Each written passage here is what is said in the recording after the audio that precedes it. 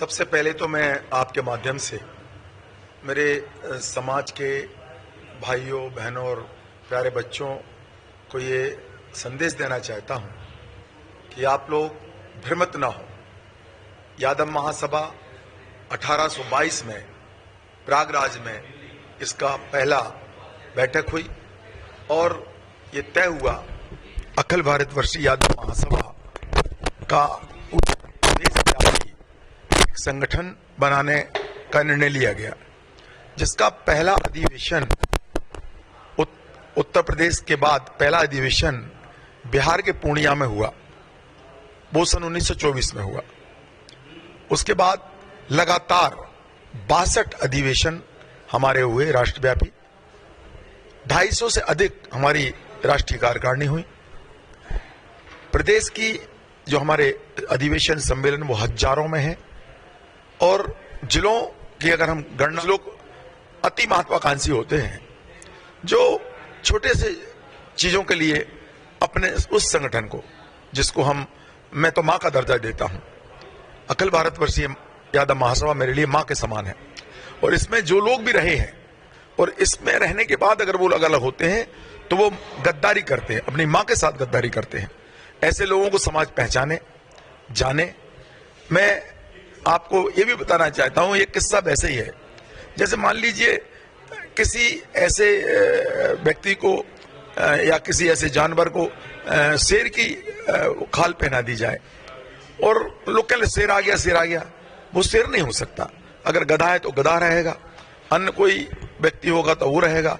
अखिल भारतवर्षीय यादव महासभा जो कि ओरिजिनल महासभा है हमारे देश में, मैं समझता हूं कि बहुत से ऐसे उदाहरण मैं दे सकता हूं जिसमें लालू जी, जिसमें श्रद्धेय मुलायम सिंह जी, जिसमें शेरे बिहार राम लखन जी बिहार से, और हमारे हरियाणा से राव बीरेन्द्र सिंह जी, इस प्रकार से मध्य प्रदेश से बाबूलाल गौर साहब, सुभाष यादव जी, और ऐसे बहुत से नेता इस महासभा में रहे हैं।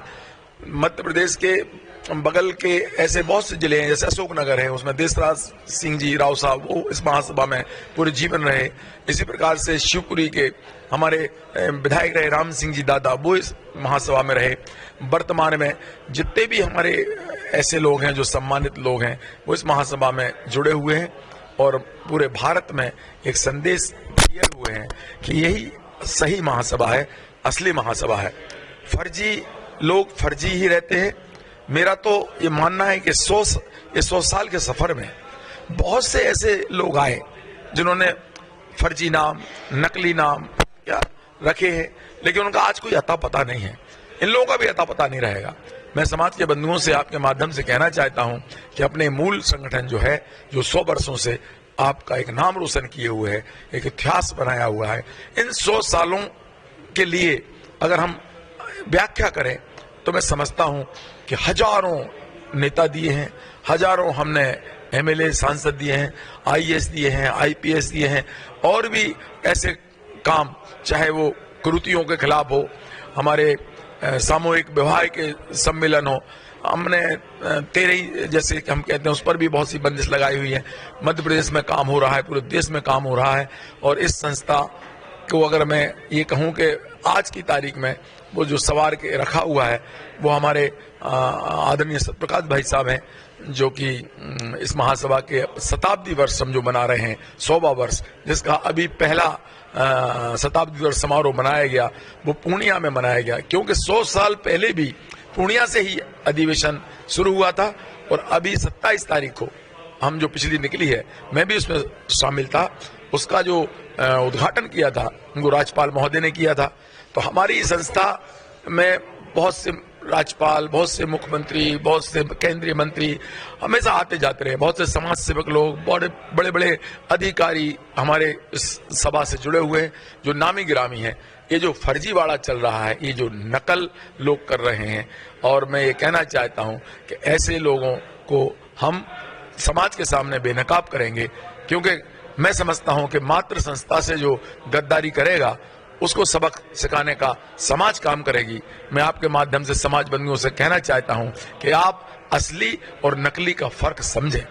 आप इस बात का ध्यान दें कि ऐसे लोग जो आपके सामने नए नए रूप लेके आते हैं, कभी आते हैं कि हम कागज दे रहे हैं आपको जमीन के सरकार के द्वारा, कभी वो ऐसा रूप धारण करके आते हैं, अब नए नए रूपों में आ रहे हैं। सिर्फ उनके व्यक्तिगत महत्वाकांक्षा है, व्यक्तिगत एजेंडा है।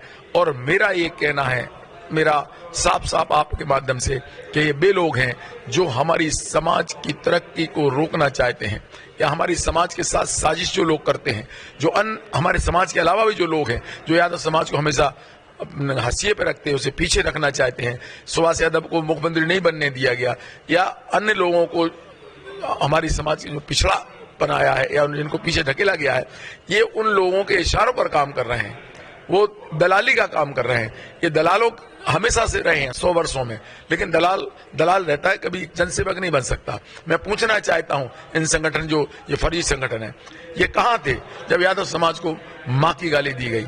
ये कहां थे जब हमारे सागर में एक युवा को जिंदा जला दिया गया?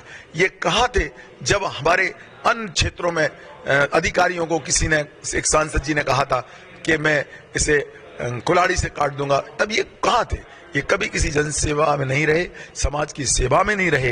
ये इनके व्यक्तिगत स्वार्थ हैं, और ऐसे स्वार्थियों को समाज हमेशा जानती है, और वैसा ही समाज उनके साथ व्यवहार करेगी।